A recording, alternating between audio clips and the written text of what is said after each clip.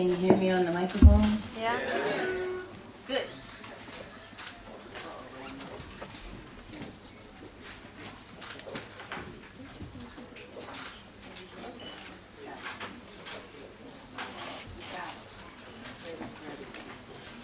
Bonjour à tous. Alors, avec plus de 30 millions de disques vendus à travers le monde, Alicia Keys est aujourd'hui l'une des plus grandes voix féminines de l'histoire de la musique moderne. Elle est aussi talentueuse pour le chant que pour l'instrument, le piano, et elle mène une carrière internationale absolument fantastique. Et elle a accepté de revenir, elle était déjà là en 2009, et elle se produira ce soir à l'OLM, comme vous le savez tous. Cette conférence de presse dure 20 minutes. À vos questions.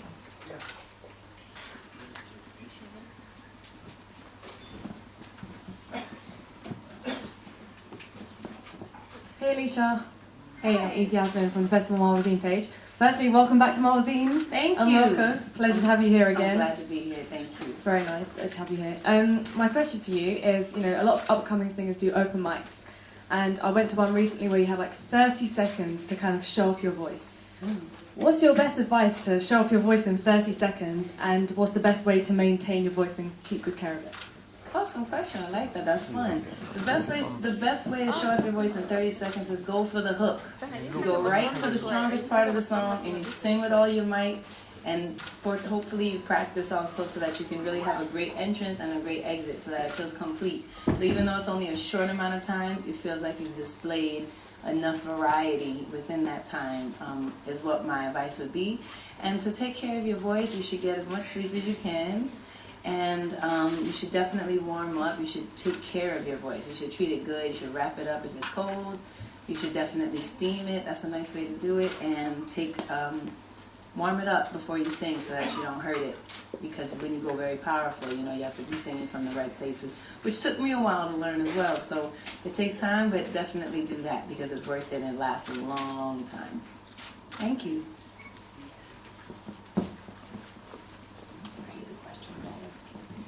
Hey Alicia, this is Iman Jabor representing Median Radio. It's really nice to have you here. Thank you. So obviously you've been to different towns and festivals all around the world. You've been here once before and I saw that you've posted a video, a really charming video about Morocco. So what do you find particular about our Moroccan Mawazine? Thank you. What do I find particularly, say, nice, or what do I like about it? Is that what you mean? Well, first of all, it's a beautiful place. I'm always happy to travel to a place that I'm not able to go often because you learn a lot, you meet new people, you see new things, which is beautiful.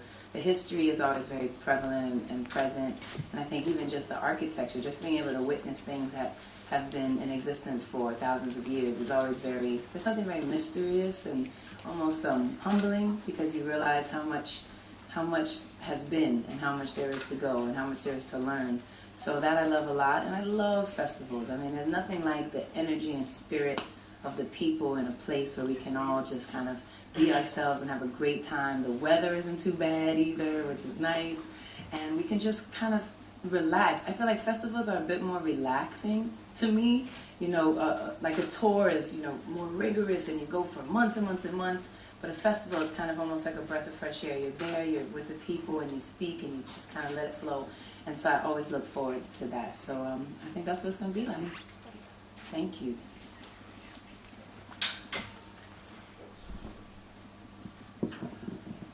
Hi Alicia, this is Eli from the Lebanon.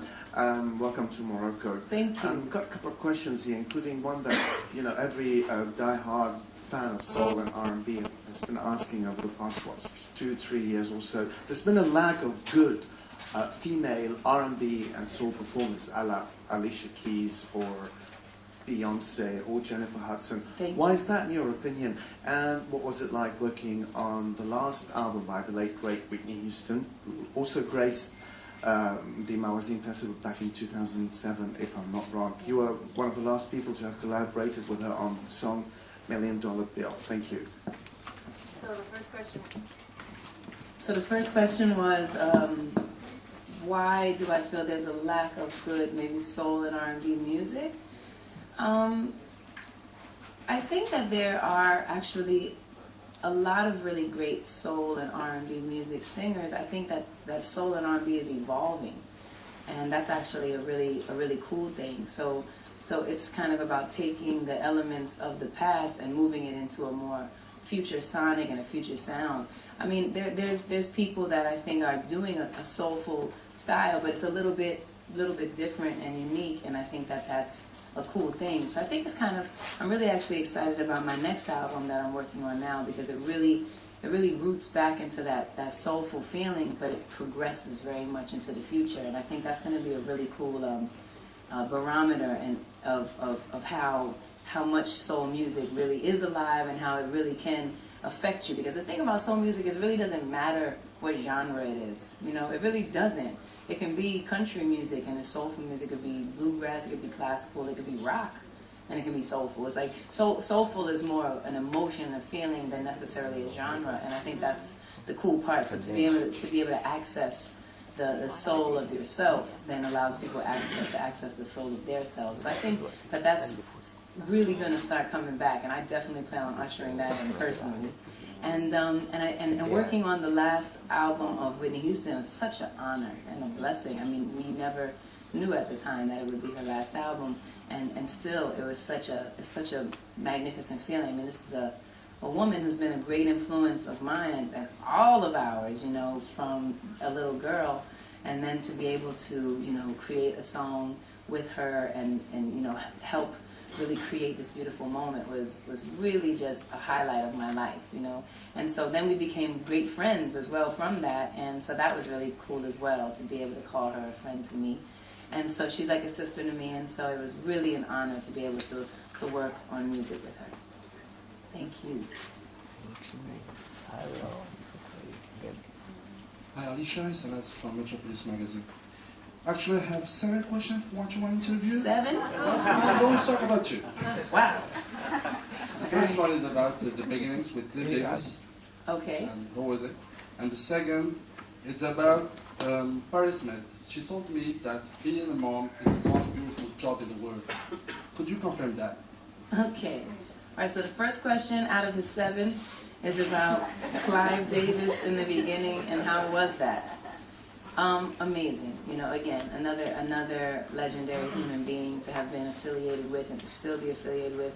I consider him a mentor. I think he's a mentor to a lot of people. I definitely think he's a mentor to the music industry. And I think that he actually just is such a powerful presence, because he not only was and is intelligent, and you know, a lawyer and a business mind, but also a creative mind. And I don't think that you find that in business at all. You know, generally not. You'll find a great business mind or you'll find a great creative mind, but you don't often find them together. So he's a very unique individual, and also very just passionate and committed. Still to this day, like, always has a new idea, a new thought, and he also has a very keen sense of instinct, which is also something that's rare to find. And so he really just is connected to what feels good. And so I'm really proud that he was a part of my career, my entire career. I'm proud that I can hopefully get on his wall, because if you've ever seen his wall of like people he's worked with, it's like intimidatingly crazy. And so I'm glad that I maybe might have a picture on there. And as for being a mother, that is the most beautiful job that ever existed in the whole wide world, without question. I mean, there's nothing better, there's nothing more fulfilling. I don't think there's anything that teaches you more about yourself, or teaches you more about the world, or teaches you more about your strength, you know, and also the strength of humanity, the way that we really have this beautiful, powerful opportunity to mold and shape each other in the most positive ways, and to challenge each other, and to rise above those challenges, you know, and really figure out how to relate and to communicate in a way that we understand. So that's like on a humanity level. So I think it's very deep, and it's a very beautiful experience, and I'm loving it. Thank you. I like your questions, are very diverse and into it. Hello, Alicia. Laith Bazar from Al Arabian News Channel from Dubai. Hi. I have just 2 small questions about God for Unit. Are you going to help Moroccan kids maybe in the association? And second question about the fashion. We met first time in the channel show in Paris. How important is it for you as an artist to be in fashion all the time? Thank you. Okay, can you explain the first one? Because I want to make that sound for God. Are you Unite for Good, the association, are you going to help Moroccan kids? Unite for Good, you said? Yes. Unite for Good is a very beautiful organization, and I'm very proud about the concept of it, which is really allowing multiple organizations to join together to help each other, which I think is very important, because a lot of the times you might represent or have a passion about a certain thing that you want to help, and you'll find that there's not often the opportunity to work together with other people from different places or different facets of that, because things really have to work together to be solved, you know. So I would like to help as many children as I possibly can, you know, Moroccan included. So that would definitely be powerful and helpful. So as much as I can learn about what the needs are, is as much as I can help. And then in regards to fashion, flip over to a whole other side of the world. Yeah. The question was, how important is fashion to what? For an artist like you, for artists, how important for you the fashion and following what's going on? How important is fashion for an artist like me? I'm not sure what that means, because there's many ways I can interpret that, but I think that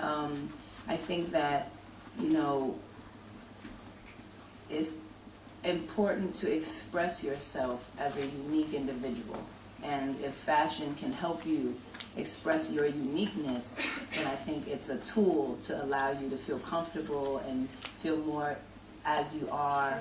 And I think that's when fashion is really awesome, you know what I mean?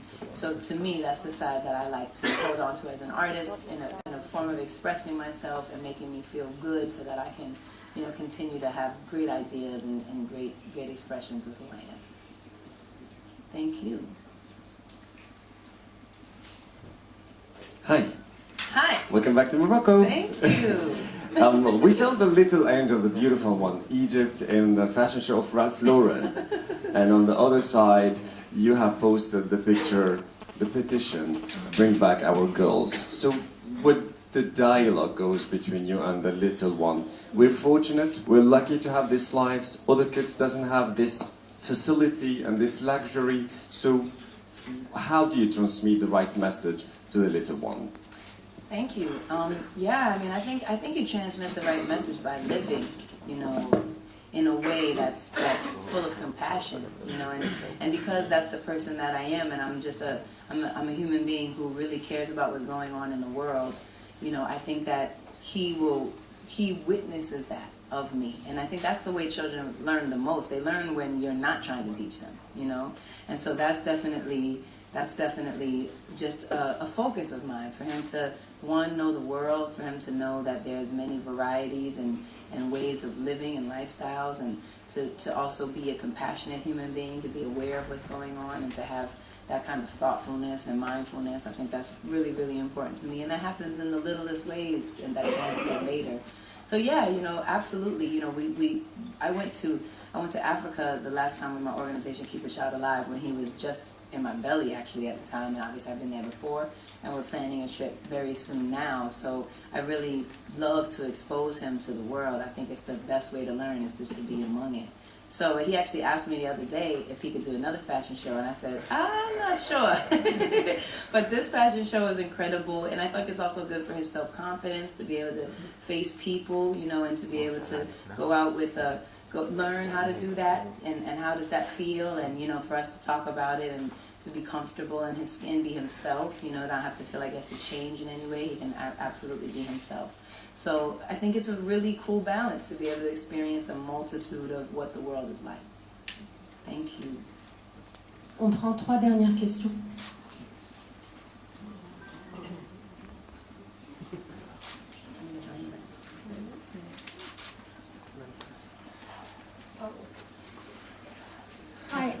Hi Alicia, my name is Sophia from the Sunday. Excusez-moi, on prend 4 dernières questions. Hi, I'm from the Sunday People newspaper in England. I just wanted to ask you, you're such a role model to people, to women all over the world, and young girls as well. Do you ever feel a real responsibility, you know, to be a role model to so many people? Well, you know, I think we're all role models to each other. You know, we all give each other the opportunity to see the diversity that is life, you know, and the options that we have. And so I think, you know, all women and all men are role models to other young women and other young men, you know, and that's a really beautiful thing. I don't think that's something to be afraid of or scared of or like feel like a weight about. You know, you can completely be yourself and also be conscious of the fact that other people are looking at you. Even your niece, you know, your young nephew might look at you, and the minute they're laying eyes on you, they're drawing a conclusion of what a woman is, you know, through your example. And so I think that's definitely I think that's a beautiful opportunity. I love it. I don't think it's anything to feel like pressure over or anything like that. I think it's really cool. Me as a young woman, I also had drew my conclusions by looking at different people in my life, outside of my life, and it's really nice to have an example of someone that's strong and someone that has a good sense of who they are and who they want to be, and speaks up about things that are maybe, you know, injustices. And I think that's really awesome. And a lot of the women in my life were that way. You know, especially my mother, very, very, very brazen woman, and I'm glad that, you know, she was able to show me to be that. Thank you. Bonjour Christina. Hi. Bonjour Alicia. Bonjour. J'aimerais bien poser la question. Hold on a minute. Qu'en pensez-vous de la performance de sœur Christina, l'italienne, la religieuse italienne qui a chanté une chanson de vous, No One, et qui a remporté jeudi dernier le prix de la meilleure voix en Italie? I loved it. There was I remember it, and I perfectly remember it. I know exactly what you're talking about, and that's the beauty of technology. Even though she was all the way in Italy, I saw her immediately, as the world saw her immediately, and I thought that she was phenomenal. I loved her interpretation. I loved her voice. I loved her passion. You know, I loved the way that she emoted the song, and for me, it was so beautiful because whatever I wrote the song about is what I wrote it about. But to see her, you know, even just in you know, in her beliefs and who she is, it was so wonderful to see who she might have been speaking about in that moment. And I think that's what the amazing thing about music is it translates, you know, to all of us in different ways. And so I loved her. I posted her and everything. I loved her. Hi Alicia, it's Saeed from the National in Abu Dhabi. I was just going back to this, roughly to the question about role modeling. I was reading an interview yesterday with TLC, we're like, you know, who are touring Australia, and we're and in the interview she was, it was with Chile. We all love Chile, and she was saying that it's getting very, she's saying that it's getting harder for female artists to enter the music world, because now, if you enter the music world, it just comes with this expectation that you gotta, like, you know, be bare naked flesh and that type of thing. She's saying, like with what's happening with Miley Cyrus and all the rest, they're saying this type of stuff is actually putting female artists away from music, because they feel that to get into the music industry, their talent alone, like you did when you first came into the scene, is not enough anymore. And what is your view on that? You know, I definitely understand the perspective, because, you know, beyond even just the music industry, let's talk about the fashion industry, let's talk about the movie industry, let's talk about the publication industry, let's talk about any industry at all that kind of focuses on imaging in any way. You know, oftentimes that image of women tends to be more about a physical thing than a mental thing, you know, and so that is something that we've seen for, I mean, like 50 plus years at this point. You know, it's almost like rote at this point. So you can understand why at this time, 50 years later, it's almost increased, because, you know, that's been something that maybe a message to us as young girls that we've taken and interpreted in a way that has resulted in a way that it's expressed now, you know. But I also believe that your talent is really all that lasts.